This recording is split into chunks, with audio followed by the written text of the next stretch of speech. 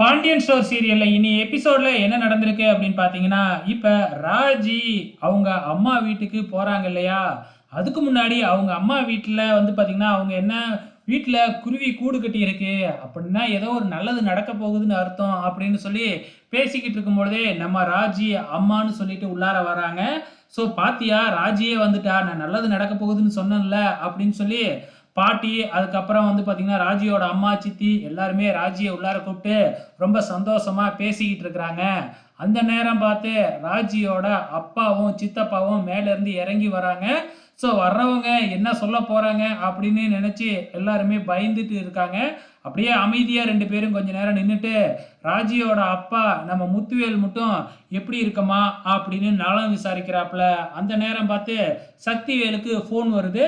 So முக்கியமா ஒரு சொத்து விஷயம் பேசணும். அதனால நாங்க வரோம் அப்படின்ட்டு 2 பேருமே கிளம்பிடுறாங்க.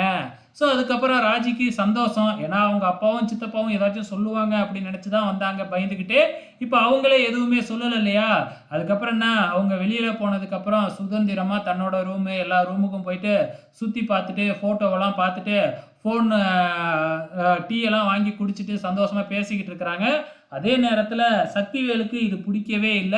தன்னோட பையன்கிட்ட குமாரவேலுகிட்ட பேசிக்கிட்டே வராப்புல. அண்ணன் வர வர மாறிக்கிட்டே வராப்புல. அந்த குடும்பத்துக்கும் நம்ம குடும்பத்துக்கும் பிரச்சனை.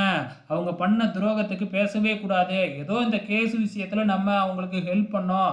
அதோட விட்டுற வேண்டியது தானே. மறுபடியும் சொந்தம்லாம் கொண்டாடக்கூடாது. அப்படிங்கிற மாதிரி பேசுறாங்க. நம்ம குமாரவேலுக்கு ஏன் அப்படின்னு கேட்கும்போது, இல்ல இப்ப ராஜிய உள்ளார விட்டோம்னா அடுத்தது கோமதியும் வரும். ஸோ அப்ப சொத்து எல்லாமே பிரியும்.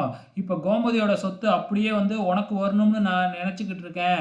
இப்ப அவங்கலாம் வந்தா சொத்தெல்லாம் பிரிச்சு குடுக்குற மாதிரி வரும்ல அப்படின்னு நினைச்சுக்கிட்டு இருக்கிறாப்புல. ஸோ இப்ப சக்திவேலோட திட்டமே இதுதான். சொத்துக்காக தான் இப்படி பிரச்சனை பண்ணிக்கிட்டு இருக்கிறாப்புல.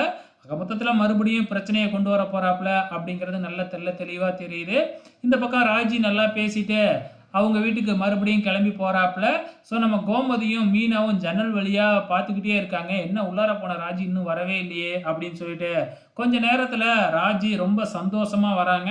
ஸோ வந்த உடனே அங்க எதுவுமே சொல்லவே இல்ல. அப்பாவும், சித்தப்பாவும் பார்த்துட்டு, "உன் இஷ்டமா" அப்படின்னு சொல்லிட்டு போயிட்டாங்க.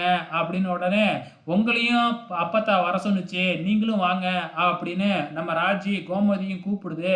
ஆனா கோமதிக்கு பயம். என்ன சாக்கு சொல்லிட்டு போறது அப்படின்னு யோசிச்சுக்கிட்டு இருக்கும் பொழுது, இப்ப நம்ம அவங்களுக்கு ஹெல்ப் பண்ணாங்க இல்லையா? ஸோ அதனால அவங்கள விருந்துக்கு கூப்பிடுறதுக்காக "நீ வாங்க அத்த" அப்படின்னு கூப்பிட்டுக்கிட்டு இருக்கிறாங்க. ஸோ அப்கமிங்ல என்ன நடக்க போகுதுன்னு தெரியல. பொறுத்திருந்து பார்க்கலாம்.